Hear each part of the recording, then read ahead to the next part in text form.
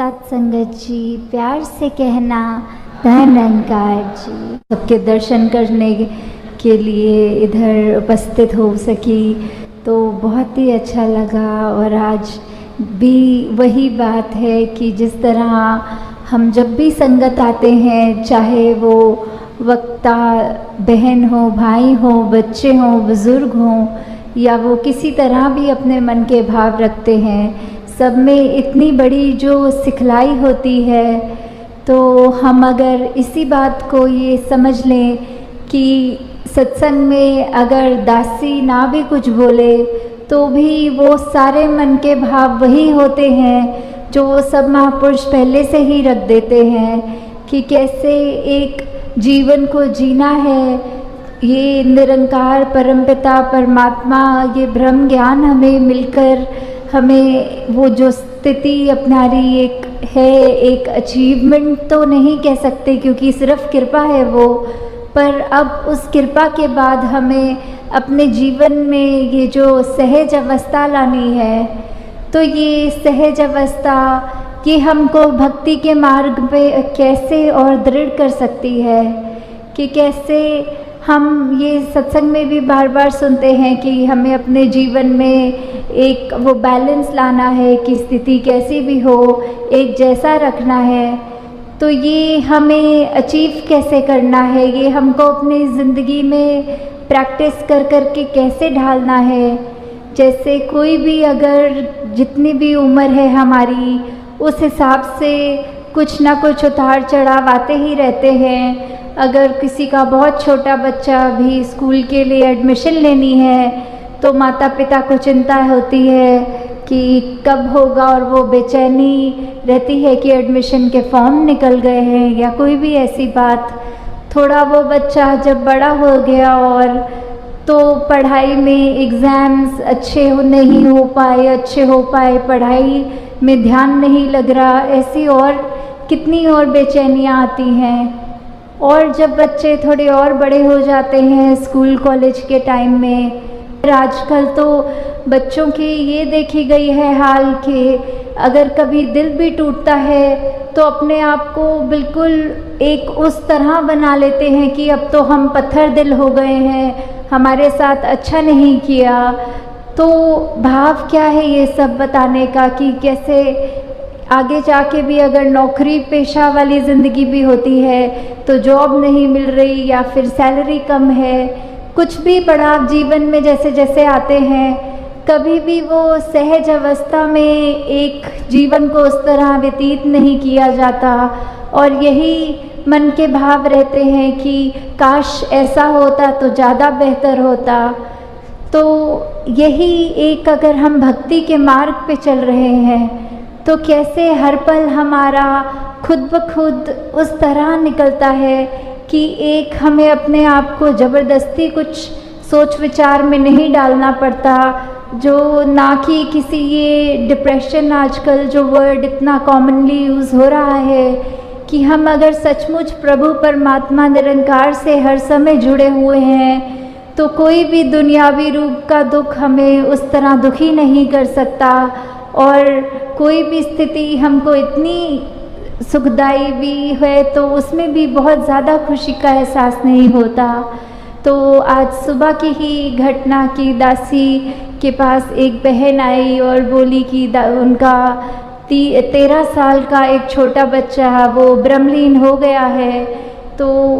वो बहुत ही उस तरह ज़्यादा रो रहे थे। तो दासी ने सिर्फ ये बोलकर कि निरंकार पूरे परिवार पे कृपा करे, शक्ति बख्शे, और साथ में जब उन्होंने फिर ये कहा कि अगर निरंकार ने बच्चा लेना ही था तो दिया ही क्यों, तो दासी ने बस यही भाव रखे कि जब निरंकार ने बच्चा दिया तब तो आपने शुक्राना किया था, तब तो सवाल नहीं किया था कि ये बच्चा दिया क्यों। और अब जब वही शरीर भी निरंकार का जो पहला प्रण होता है, तन मन धन निरंकार का है, तो वही निरंकार की वस्तु जब निरंकार ने दी और जब चाहे निरंकार ने वो शरीर ले लिया वापस, तो हम उस सहज भाव में क्यों नहीं रह पा रहे। तब हमारे मन में इतनी उथल पुथल क्यों हो रही है कि जब एक अगर हमारा ज़िंदगी का जो मकसद है ये ब्रह्म ज्ञान प्राप्त करना, उसके बाद तो अपने आप ही जीवन ये सहज भाव का जीवन, ये सहज अवस्था वाला जीवन बन जाना चाहिए। तो हम अपने अंदर ये सोच विचार करके देख लें, ये इंट्रोस्पेक्शन करके देख लें कि क्या हम आते तो हैं संगत, पर हम फिर भी अपना मन, ये सारे वक्ता जो भी बोलते हैं स्टेज से, क्या हम सभी की बातें सुन रहे हैं या बैठकर हमारा ध्यान कहीं और चला गया, दिमाग किसी को देखकर कुछ और सोचने लग गया। तो अगर हम सत्संग में सुनी गई हर चीज़ को अपने जीवन में ढालेंगे, ये निरंकार का आश्रय लेंगे, तो अवश्य ही ये सहज रूप में ज़िंदगी इतनी आसान लगने लग जाएगी कि बस एक तरह, जैसे कहते हैं कि हम पानी में अगर फ्लोट कर रहे होते हैं तो कोई वो मेहनत नहीं लगती, बस अपने आप बहते ही चले जाते हैं, सब काम वो पानी ही करता है। तो वैसे ही जब इस निरंकार में जीते जी हम भ्रमलीन हो जाएं, तो वो सहज अवस्था हमें सही मायने में मिलती है। तो हर पल हमें अब कोशिश यही करनी है, चाहे हमारी कोई भी उम्र हो, कहीं से भी आए हों, कुछ भी हमारे जीवन में चल रहा हो, हम किसी भी बैकग्राउंड के हों, तो बस बात यही कि परमात्मा निरंकार सभी का जो है वो हम सबके लिए जीवन में जो कर रहा है हमको और बेहतर करने के लिए ही कर रहा है। और इसी प्रकार हर पल ये शुक्राना तभी किया जा सकता है। तो दाता हर सभी पे कृपा करे कि ये सहज अवस्था वाला जीवन हर एक के हिस्से में और आता जाए, हर पल और इस निरंकार के रंग में सभी रंगते जाए। में अगर हम अपना जीवन बिताएं तो वो ही जीवन हमारे लिए एक बहुत ही हमारे अच्छाई के लिए हमारे साथ आगे बढ़ेगा। तो जैसे अभी बार बार जिक्र भी हो रहा था कि ये शहर तालों के साथ जुड़ा हुआ है, कि यहाँ के बहुत ही मशहूर है ताले। तो कैसे कोई महात्मा ने भाव रखा कि हर ताले की चाबी की बात होती है, और कोई महात्मा ने ये भाव रखे कि ये मन में अगर ताला लग जाए तो फिर जो भी गलत भाव होते हैं ये मन में ही वो घुस ही ना सकें। तो वैसे ही दासी के भी जहन में आया कि अगर ये निरंकार जो है वो हर ताले की चाबी है, हर समस्या का हल है, कि कैसे हम अगर किसी भी चीज़ में पढ़ें, अगर हम ये मान के चलें कि आज के युग में अगर दुनिया में देखें तो ज़ंजीरें बहुत हैं, और ये ज़ंजीरों पे अपने अपने रंग के ताले लगे हैं, कहीं पे जात पात के ताले लगे हैं, कहीं पे और ऐसे जो जकड़ के एक अपने आप को हमने बांध लिया है। हम हर एक में ये परमात्मा नहीं देख पा रहे, हम हर एक को अपने आप से नीचा देख रहे हैं।